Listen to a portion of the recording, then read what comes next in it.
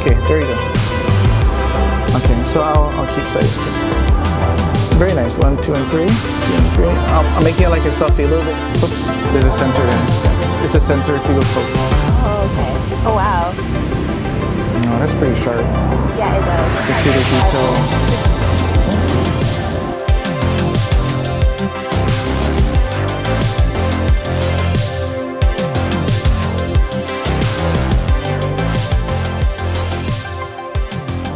Hey everyone, I'm happy to finally review the latest Fujifilm X-T series camera, which our model today is holding, the X-T3.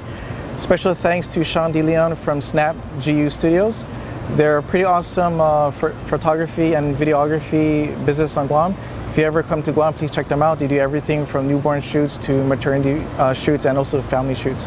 Our model to help us with the photo shoot today is... Hi guys, my name is Mina. You can follow me on Instagram at Mina Street and my business page Beauty Boss Shop at Beauty Boss Shop. And of course we'll put everything on screen, and also in the description below we'll also put the links as well. We've been shooting for about 10 to 15 minutes, and right away when I was taking the first couple shots, I noticed the colors are really good from the X-T3. We're pretty lucky to have overcast weather right now, so the light's really soft. But just looking at the greens behind us and your makeup matching with the outfit, it seems really natural and also vibrant. I think so too. What do you think about the photos in your opinion? I really like it. I think the quality, as I was telling James, is very sharp. Everything too, the color is very vibrant, and it just makes everything look alive. Yeah, I think it has to do with the Fujifilms. They have a different sensor called the X-Trans sensor. So it's different from other manufacturers, and it gives it that film-like appearance in a way. I like it, it's so nice. Okay, we still have daylight and one more outfit change, but we'll keep on shooting. You want to do some photos sitting down, but it may be dirty.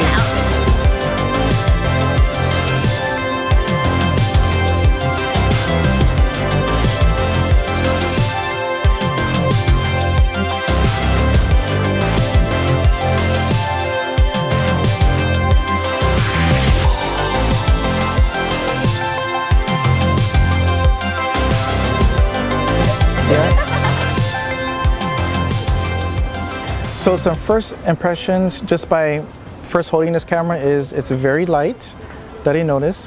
The X-T3 actually has a faster focusing. I used to personally own the X-T1, so it focuses much faster than the X-T1 series of camera that I used to have. I also noticed that the touchscreen is very responsive, just like the GFX 50R that I recently reviewed. Very responsive, swiping photos and even pinch to zoom and zooming in. And overall, it's just a very high performance and very smooth camera to use that I noticed. We'll start with half body shots because I want to capture the flowers, and it should show like a nice transition. 1, 2, good, very good facial expressions. Right hand on some flowers, please. Okay, one more shot. Some physical features about the X-T3 is it's a weather-sealed magnesium alloy body. I really like the styling of the X-T3. It's very retro looking, and you have everything at your fingertips. You have the aperture on the lens. You have the ISO dial right here to the left of the EVF. And you also have the shutter speed on the right side. Right now I have it on aperture priority. So both the ISO and the shutter dials are set to A, and I just adjust the aperture ring on the lens itself. And so far, it's very easy to use this camera. You have the main 3 important factors in exposure right at your fingertips.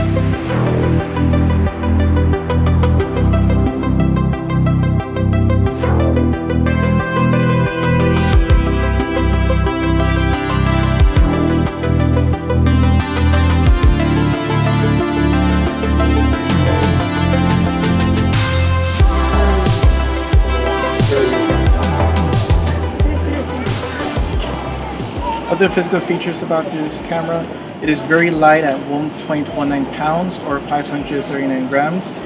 The OLED electronic viewfinder.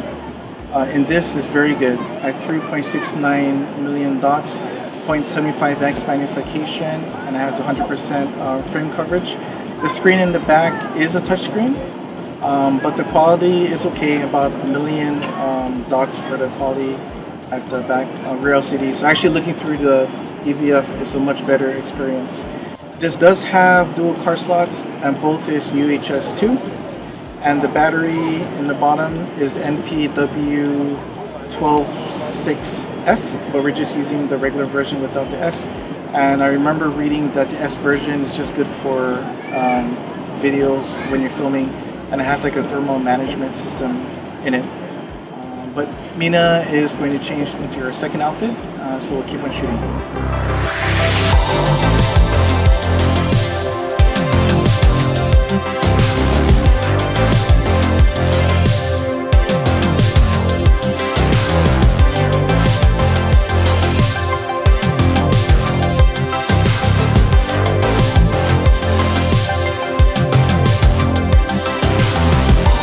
Very nice, look at the camera.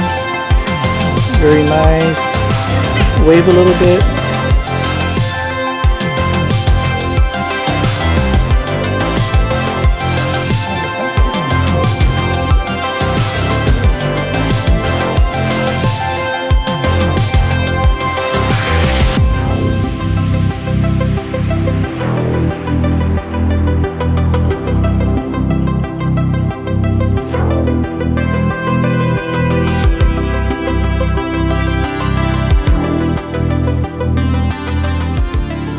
I really like these photos. These ones? Yeah.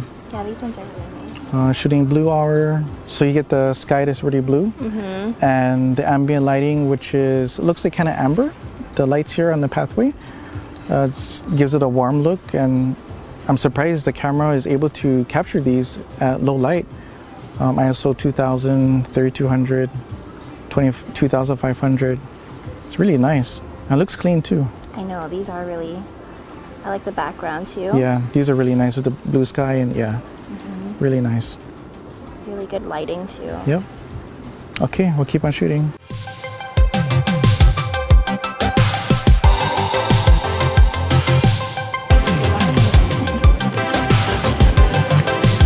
Yeah. Like I said.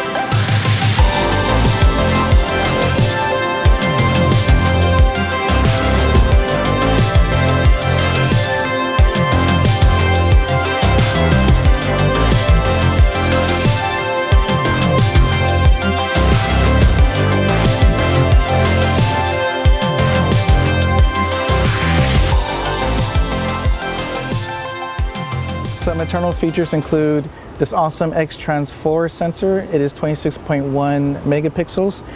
This camera native ISO is 160 and it goes up to 12,800.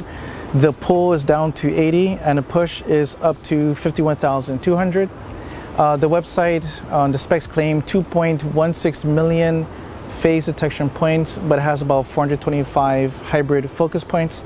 It can do 11 frames per second, continuous focus, mechanical shutter, and it could also do 30 frames per second, blackout free, but it has a 1.25x crop.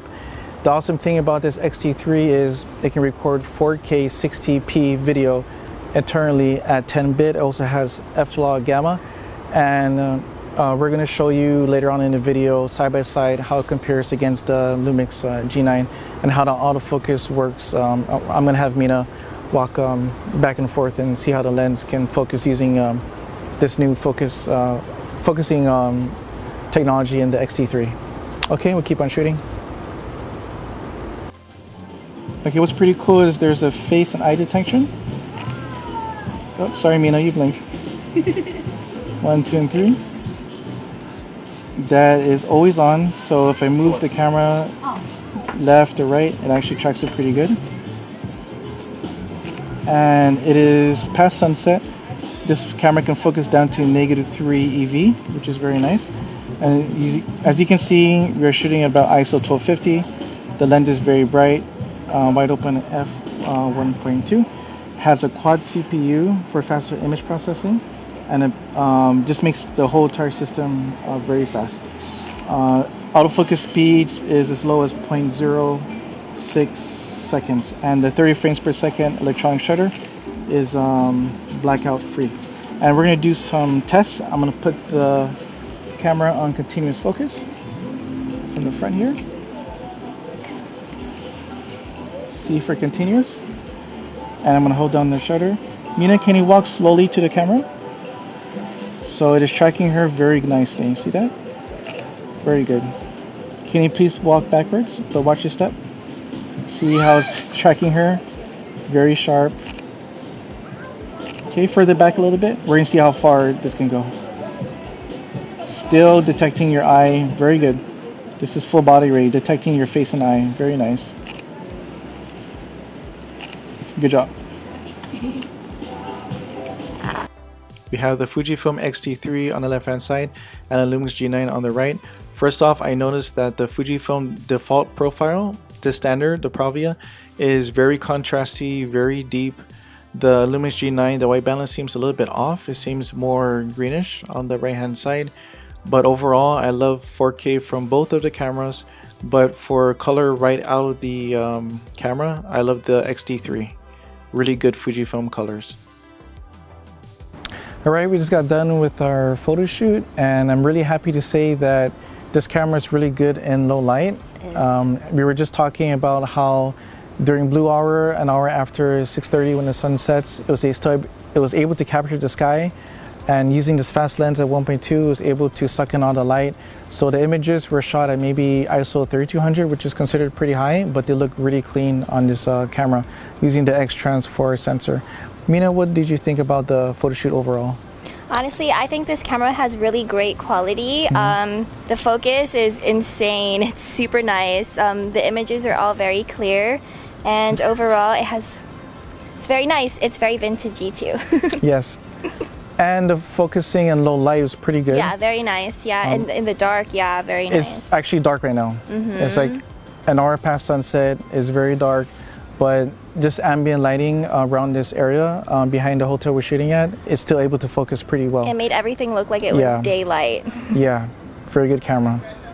Well, thank you for watching Guam Photography, and please subscribe. Alright, we're home now on the computer. I want to check out highlight recovery, boosting up the shadows and exposure, see how clean the image is at base ISO, and also checking for high ISO. So first image, we have Mina here, and all these images are unedited. Clicking reset. Lowering down the highlights does recover the background nicely. Increasing the shadows in her hair works really well. And I do see a little bit of noise coming in at base ISO 160, but you can easily recover an image if the background is too bright or the shadows are too low. Next shot was for some reason blown out. Clicking reset here. But if you want to save the picture and save the skin tones, lowering down the highlights works really well. And I noticed that it's a strong point for this X-T3. Next image, really dark, increasing exposure. Again, base ISO 160, no problem. You're able to save this image. Next, ISO 320, lowering down highlights. You get the background back, increasing exposure, some of the shadows. At 320, very nice. We're able to save the image. We're able to get the most dynamic range from the image shooting against a bright background. It doesn't seem like it's falling apart. ISO 1600 still looks very clean. We're getting into the ISOs now, checking it out. Next is, this is ISO 1600. Next is ISO 3200. And this is where I noticed that it gets a little bit noisy around 3200. Next shot is ISO 6400. It doesn't look too bad. I missed focus here. ISO 6400 does look alright. Doesn't look too bad. And the last example is ISO 5000. And let's try to give this image proper exposure, increasing the shadows. Yeah, you're gonna get some noise, but actually it's not that bad for ISO 5000. To me, I do feel that comparing this to Micro Four Thirds have caught up to crop sensors. This really reminds me how ISO 5000 or 6400 looks on my G9. Is very similar to the ISO capabilities of the X-T3, but I think the X-T3 might have a slight edge on higher ISO. But from a lot of reviews, they are saying that the X-T3 has worse ISO compared to the X-T2, and I actually do see that when I used to use the X Pro 2 a lot. I do feel like the X Pro 2 is a bit cleaner and higher ISOs, but it's really, you can't really tell unless you're pixel peeping like I am here. But overall, the X-T3 is an awesome camera. I would get it because the touchscreen is really responsive, focus is really quick, and overall it feels really refined of the X series. And I can't wait till Fujifilm actually gets IBIS in all their cameras because it would really help at this shot, shooting at ISO 5000 wide open at 1.2. As you can tell, it's very dark in this the stairs going up to the doors here at the back of the hotel. And if I had IBIS, I wouldn't hesitate to bring the shutter speed lower so I can actually bring down the ISOs to have a cleaner image. Thank you for watching Guam Photography, and please subscribe.